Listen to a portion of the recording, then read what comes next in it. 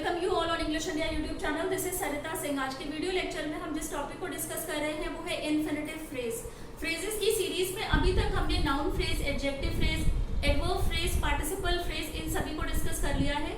वो सभी वीडियोस आपको चैनल की प्लेलिस्ट में मिल जाएंगी। तो आज हम डिस्कस करते हैं इन्फिनिटिव फ्रेज को।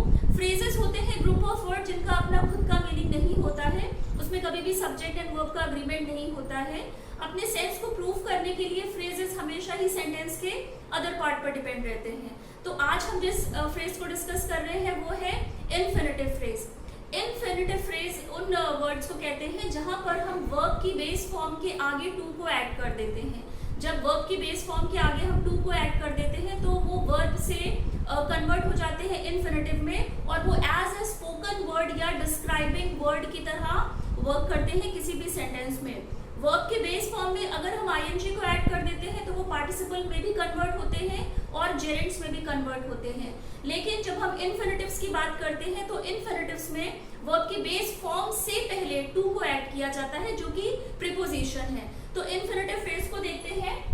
ये स्पोकन वर्ड होते हैं, डिस्क्राइब एन एक्शन, एक्शन को डिस्क्राइब करते हैं। कॉन्जुगेटेड वर्ब्स होती हैं, इसका मतलब होता है जब हम वर्ब के आगे कुछ ऐड कर देते हैं, प्रीपोजिशन को ऐड करते हैं, या वर्ब के बाद में हम आईएनजी को ऐड कर देते हैं, ईएनईडी को ऐड करते हैं, तो उन्हें वर्ब का कॉन्जुगेटेड फॉर्म कहा जाता है। कंपोनेंट क्या होते हैं इन्फिनिटिव की? जब हम इन्फिनिटिव की बात करते हैं तो जो इन्फिनिटिव फ्रेज होता है उसके कंपोनेंट मतलब वो कैसे बनता है, किस तरह से फॉर्म होता है।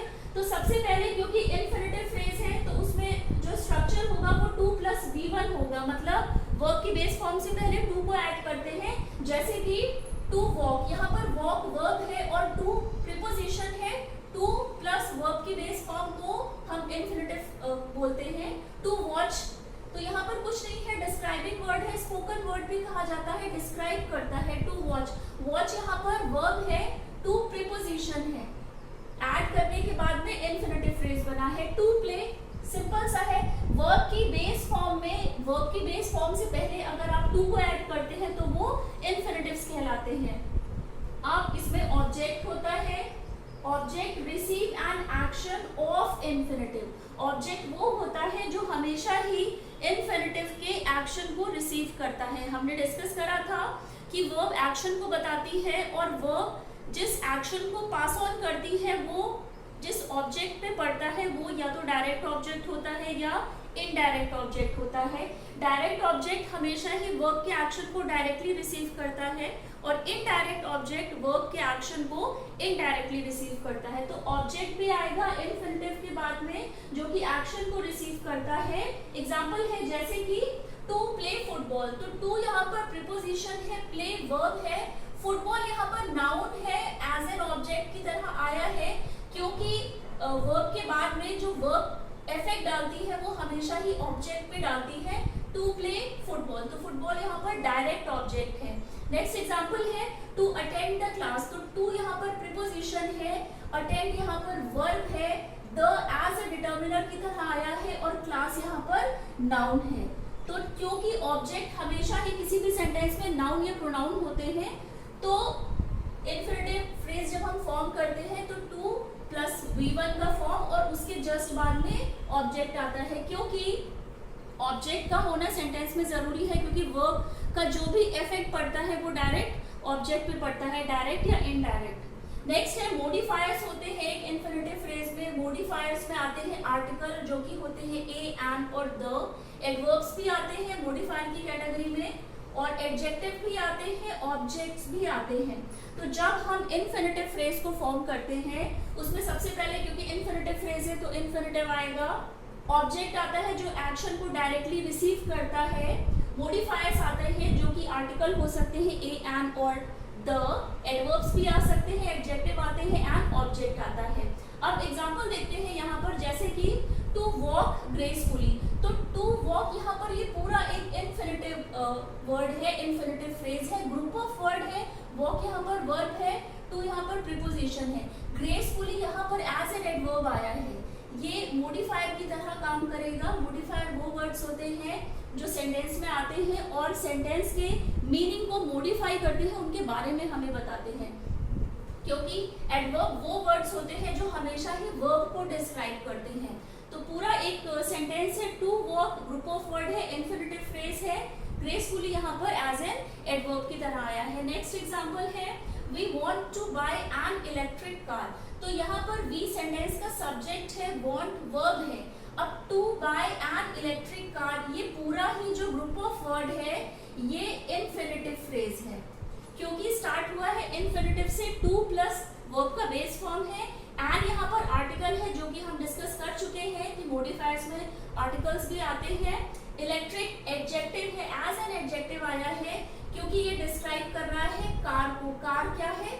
नाउन है। नाउन को जो वर्ड डिफाइन करते हैं वो एडजेक्टिव होते हैं। तो ग्रुप ऑफ वर्ड है, सबसे पहले सेंटेंस का सब्जेक्ट आया है, वर्ब आया है, और जो पूरा ये पार्ट है to buy an electric car, ये इन्फिनिटिव फ्रेज है जिसमें कि ऑब्जेक्ट भी, इन्फिनिटिव भी आया है, ऑब्जेक्ट भी आया है, आर्टिकल भी आए हैं, मॉडिफायर की जगह पर एडजेक्टिव और एडवर्ब भी आए हैं, नाउन भी आया है।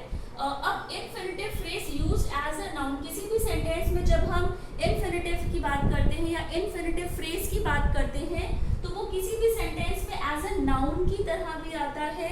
नाउन की तरह इन्फिनिटिव फ्रेज कब आएगा किसी भी सेंटेंस में? जब आप उससे क्वेश्चन पूछोगे व्हाट का। जब आप सेंटेंस में व्हाट का क्वेश्चन पूछते हैं तो वहां पर एज अ सब्जेक्ट की तरह इन्फिनिटिव फ्रेज आएगा, क्योंकि नाउन का काम होता है किसी भी सेंटेंस में सब्जेक्ट एंड ऑब्जेक्ट बनने का काम नाउन और प्रोनाउन का ही होता है। तो यहाँ पर जो इसका एग्जाम्पल है वो है to win a tournament was our only goal. तो यहाँ पर जब आप क्वेश्चन पूछेंगे, एक पूरे सेंटेंस से अगर आप क्वेश्चन पूछते हैं what is your goal, what is our goal, हमारा गोल क्या है? हमारा गोल है टू विन अ टूर्नामेंट। तो ये जो पूरा ग्रुप ऑफ वर्ड है ये इन्फिनिटिव फ्रेज है, इन्फिनिटिव से स्टार्ट हुआ है, टू प्लस V1 है, आर्टिकल है, टूर्नामेंट यहाँ पर नाउन की तरह आया है। तो जो पूरा ग्रुप ऑफ वर्ड है, जब आप इससे आस्क करेंगे व्हाट की हमारा गोल क्या है, टू विन अ टूर्नामेंट। अब जो इन्फिनिटिव फ्रेज है वो किसी भी सेंटेंस में एज एन एडजेक्टिव की तरह भी आते हैं। एज एन एडजेक्टिव की तरह वो तब आएंगे जब वो सेंटेंस में नाउन या प्रोनाउन को डिफाइन करेंगे, उनके बारे में हमें बताएंगे। मॉडिफाई करता है नाउन को, क्योंकि एडजेक्टिव हमेशा ही नाउन को मॉडिफाई करते हैं। एग्जांपल है I am bringing some candy to eat on the plane. तो यहाँ पर इन्फिनिटिव फ्रेज है, आप आइडेंटिफाई कैसे करेंगे? वी से पहले, वर्ब की बेस फॉर्म से पहले टू होगा। तो यहाँ पर ये जो पूरा एक ग्रुप ऑफ वर्ड है, वर्ब की बेस फॉर्म है ईट, ईट से पहले टू लगा है, इन्फिनिटिव फ्रेज है, इन्फिनिटिव से स्टार्ट होगा। अब यहाँ पर जब आप क्वेश्चन करेंगे नाउन से, ये मॉडिफाई करता है। जब infinitive phrase as an adjective आता है तो ये सेंटेंस में नाउन को मॉडिफाई करता है।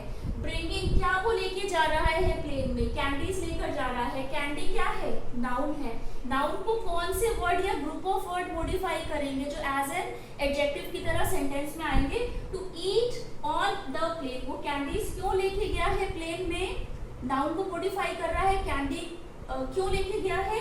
To eat on the plane, क्योंकि उसे प्लेन में कैंडीज को खाना था। तो यहाँ से to eat on the plane ये पूरा ही इन्फिनिटिव फ्रेज है, इन्फिनिटिव से स्टार्ट हुआ है। अब जो इन्फिनिटिव फ्रेज होते हैं वो किसी भी सेंटेंस में एज एन एडवर्ब की तरह भी आते हैं, जब वो किसी वर्ब को मॉडिफाई करेंगे, एडजेक्टिव को मॉडिफाई करेंगे या किसी अनदर एडवर्ब को मॉडिफाई करेंगे। अब ये हमें आंसर देता है एक्सप्लेन व्हाई, क्योंकि एडवर्ब हमेशा ही वो वर्ड्स होते हैं जो हमें व्हेन, वेयर, हाउ, व्हाई या हाउ ऑफन का आंसर देते हैं। तो जब हम सेंटेंस से व्हाई का आंसर पूछेंगे तो वो हमें डिस्क्राइब करेगा, जो ग्रुप ऑफ वर्ड वो इन्फिनिटिव फ्रेज होगा जो कि उस सेंटेंस में एज एन एडवर्ब की तरह आया होगा। एग्जाम्पल है Rajni left home early to pick up her son from school.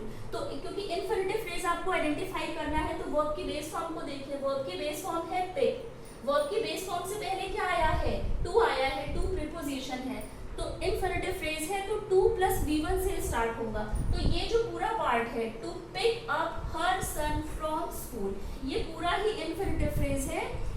Infinitive phrase तो ये है ही, बट ये एक इस सेंटेंस में एज एन एडवर्ब की तरह भी वर्क कर रहा है, क्योंकि जब हमने इससे रीजन पूछा है कि why Rajni left home early, Rajni का घर छोड़ने का जो रीजन था वो क्या था, उसने क्यों घर को पहले छोड़ा, because to pick up her son from the school, क्योंकि उसे अपने सन को स्कूल से पिक करना था। तो इन्फिनिटिव फ्रेज में अभी तक जो भी हमने डिस्कस करा है ये स्पोकन वर्ड्स होते हैं, डिस्क्राइब करते हैं किसी एक्शन को, वर्ब की कॉन्जुगेटेड फॉर्म को हम इन्फिनिटिव्स बोलते हैं, जब हम वर्ब की बेस फॉर्म से पहले टू को ऐड कर देते हैं। कंपोनेंट की जब हम बात करते हैं तो इन्फिनिटिव फ्रेज है तो इन्फिनिटिव से स्टार्ट होगा, V1 + 2 से स्टार्ट होगा किसी भी सेंटेंस में। ऑब्जेक्ट जो होगा वो इसमें आएगा, क्योंकि इन्फिनिटिव का असर ऑब्जेक्ट पे पड़ता है। ऑब्जेक्ट डायरेक्ट भी हो सकता है, इनडायरेक्ट भी हो सकता है। आर्टिकल्स भी आते हैं एज अ मॉडिफायर की जब हम बात करते हैं, क्योंकि फ्रेज का मतलब ही होता है ग्रुप ऑफ वर्ड, तो उसमें आर्टिकल भी आएगा, एडजेक्टिव भी आ सकता है, एडवर्ब भी आ सकता है, जो पूरे सेंटेंस को मॉडिफाई करेगा। ऑब्जेक्ट भी आएगा। इन्फिनिटिव फ्रेज अब किसी भी सेंटेंस में एज अ नाउन भी यूज होते हैं, एडजेक्टिव भी यूज होते हैं, एज एन एडवर्ब भी यूज होते हैं। जब वो एज अ नाउन की तरह किसी भी सेंटेंस में यूज होंगे तब वो हमेशा क्या का आंसर देंगे। जब आप उनसे सेंटेंस में आप वर्ब से व्हाट पूछोगे तो उसका आंसर आपको मिलेगा सेंटेंस में as a subject and object की तरह आएगा। जब इन्फिनिटिव फ्रेज किसी भी सेंटेंस में एज एन एडजेक्टिव की तरह आएगा तो वो नाउन को मॉडिफाई करेगा। और जब इन्फिनिटिव फ्रेज किसी भी सेंटेंस में अगर एज एन एडवर्ब की तरह आता है या यूज होता है तो वो हमेशा ही वर्ब, एडजेक्टिव या अनदर एडवर्ब को डिफाइन करेगा। तो रिलेटेड एग्जांपल्स को भी हमने डिस्कस कर लिया है। तो आज के वीडियो लेक्चर में बस इतना ही। आई होप आपको आज का वीडियो लेक्चर पसंद आया होगा। इससे पहले इस चैनल पर जो भी वीडियोस बन चुके हैं वो सभी चैनल की प्लेलिस्ट पर है, आप वो प्रीवियस के वीडियोस भी देखिए।